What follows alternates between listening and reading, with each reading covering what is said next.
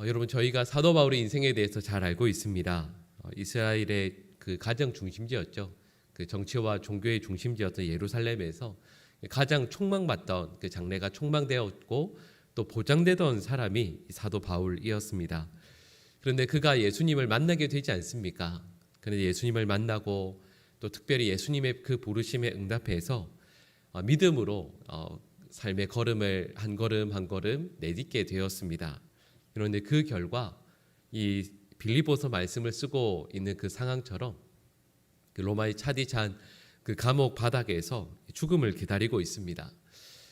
이런 사도 바울 개인적으로는 그렇겠죠.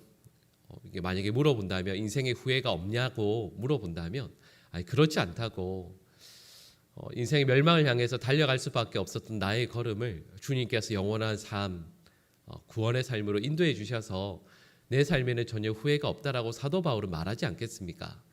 그런데요, 사도 바울이 가장 사랑했던 교회 중에 하나인 이 빌립보 교회 성도들이 사도 바울을 바라볼 때는 마음이 그렇지가 않습니다. 그 심경이 복잡한 거죠.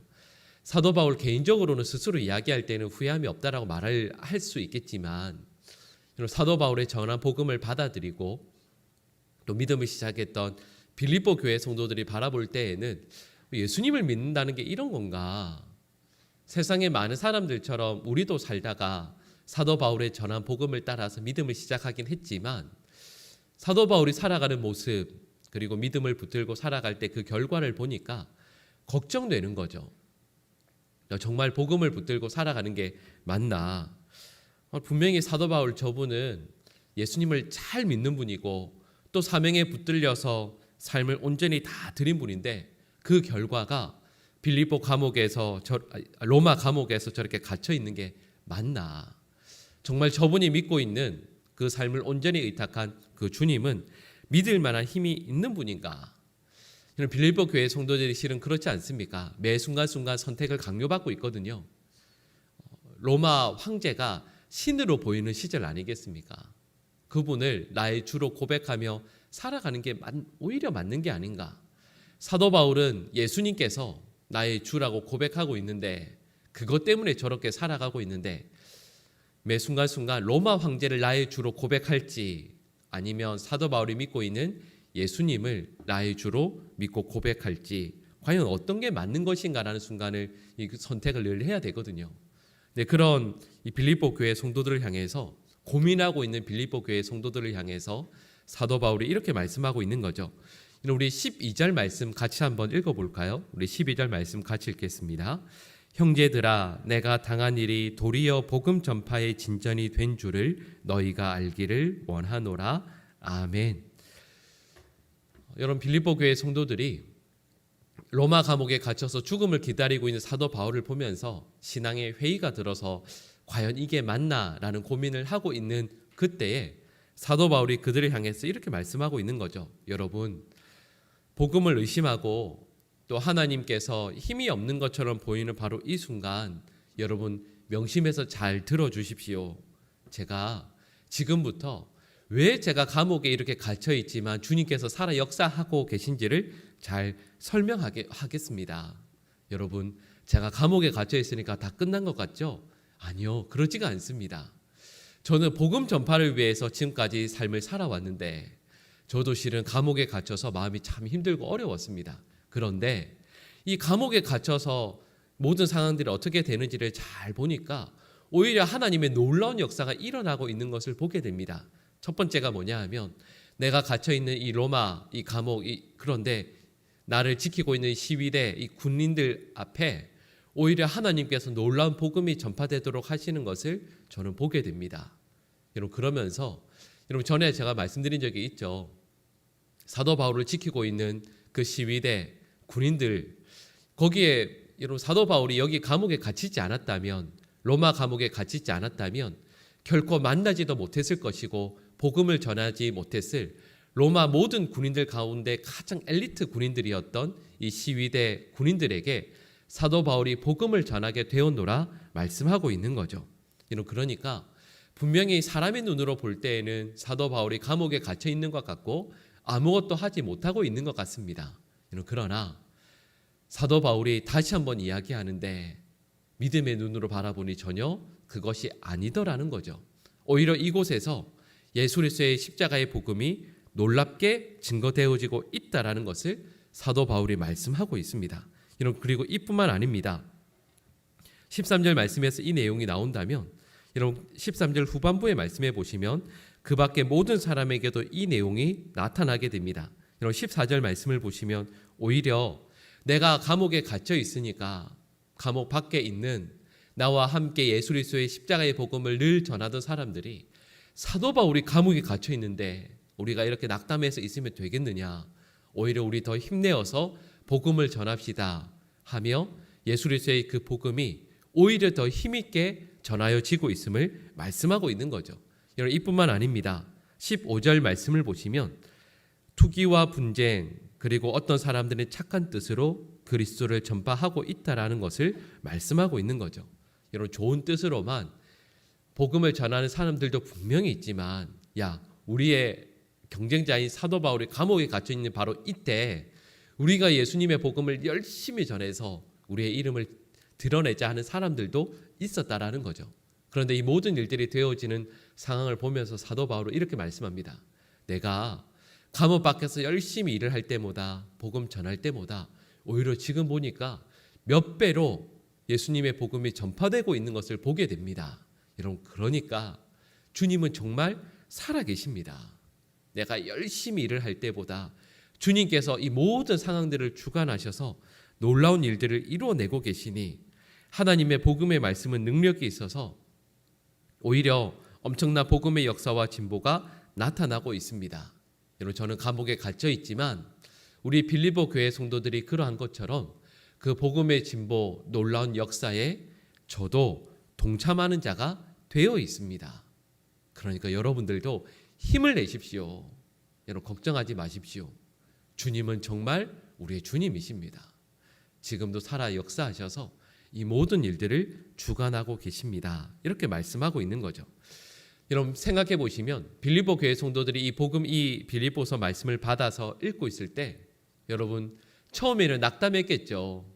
사도 바울이 감옥에 갇혀 있는 걸 보면서 예수 잘 믿는 사람이, 예수님을 사랑한다고 하는 사람이 이렇게 세상적으로 볼 때 불합리하고 말도 안 되는 일을 경험하고 당하고 있다는 걸 생각하면 믿음 생활을 계속해야 되는 생각하지 않겠습니까?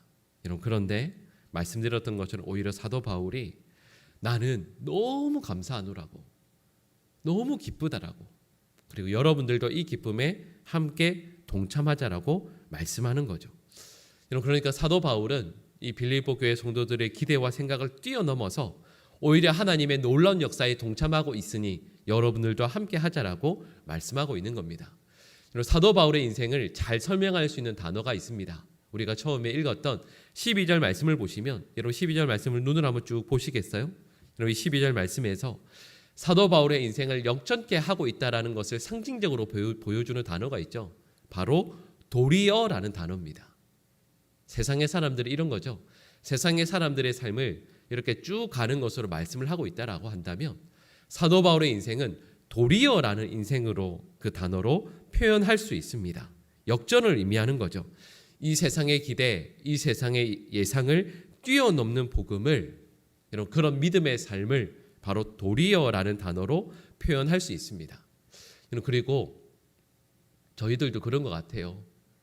여러분 신앙을 어떤 단어로 표현할 수 있을까라고 생각을 해보면 여러 가지 단어로 표현할 수 있죠.